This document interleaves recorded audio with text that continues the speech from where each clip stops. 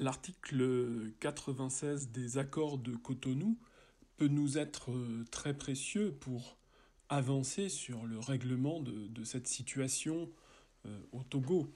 En effet, cet article 96 est une procédure de consultation d'abord, et ensuite de mesures appropriées concernant les droits de l'homme, les principes démocratiques et l'état de droit. Donc, dans la situation où un président de la République se retrouve dans cette position sans qu'on ait de résultats électoraux probants, en Afrique, qu'il utilise la force contre son principal adversaire, bien évidemment que ce traité international des accords de Cotonou peut être mobilisé de par l'Union européenne. Et donc, il y a d'abord un dialogue politique, mais enfin là, le dialogue est déjà assez clairement mal établi. Et ensuite, il y a une consultation qui est menée et de laquelle peut ressortir des mesures appropriées qui peuvent être des sanctions individuelles.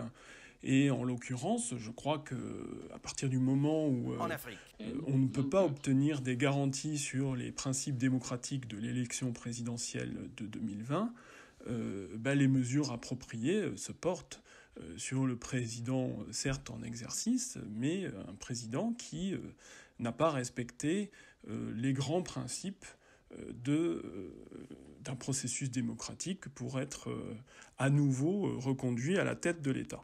Il n'est pas très difficile d'être convaincu que cette élection était frauduleuse. En effet, dans un fonctionnement démocratique normal, le vainqueur, qui plus est, qui s'annonce avec un score écrasant, ne devrait pas avoir peur de produire tous les procès-verbaux des différents bureaux de l'élection présidentielle. Or, ces procès-verbaux n'ont jamais été rendus publics en Afrique, et aucune mission neutre n'a pu avoir accès à ces éléments. Quand on cache quelque chose de cette manière, c'est certainement qu'il y a un problème.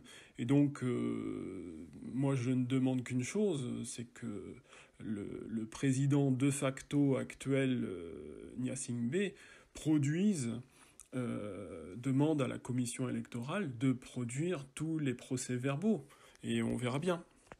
Alors bien évidemment, les adversaires à un processus qui consiste à ce que l'Union européenne vienne regarder de près la situation de l'état de droit au Togo et remettre en cause les principes qui ont mené à cette élection présidentielle de 2020 au Togo, vont sortir l'argument de l'ingérence. Mais enfin, il n'est pas du tout question d'ingérence. Il y a des accords, et donc le Togo est signataire des accords de Cotonou, dans lesquels les aides que peut obtenir le pays ont une contrepartie, c'est de s'assurer qu'il y a un respect des principes de l'état de droit et démocratique.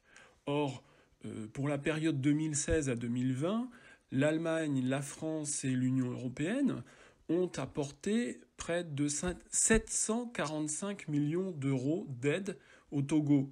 Donc contre cette aide, en Afrique, et puisqu'il y a un accord qui en conditionne l'octroi, je crois que c'est pas du tout de l'ingérence que de demander des comptes sur cette question du respect des principes démocratiques.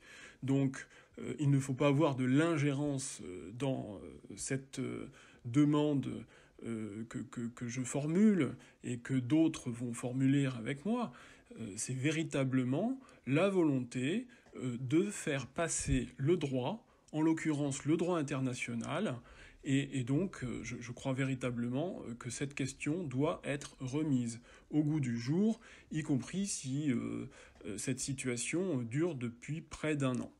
Près d'un an après la dernière présidentielle au Togo, si je dénonce un coup d'État électoral, c'est d'abord parce qu'il me semble que Fauré Gnassingbé est président de la République parce qu'il détient le pouvoir militaire et qu'il a envoyé les militaires contre ses opposants et particulièrement celui qui vraisemblablement avait remporté le scrutin électoral. Donc la situation actuelle découle non pas d'un processus démocratique où on regarde le résultat des élections, mais d'un coup de force.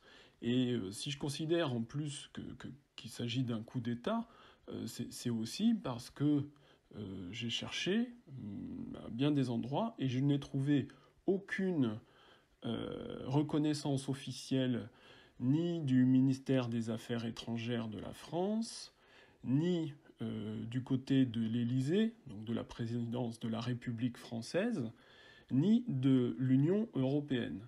Alors on était en Europe et en France dans un moment extrêmement compliqué avec la situation du coronavirus qui nous prenait à la gorge, et du coup les choses se sont passées sans qu'il y ait un véritable regard très fort à ce moment-là. En Afrique.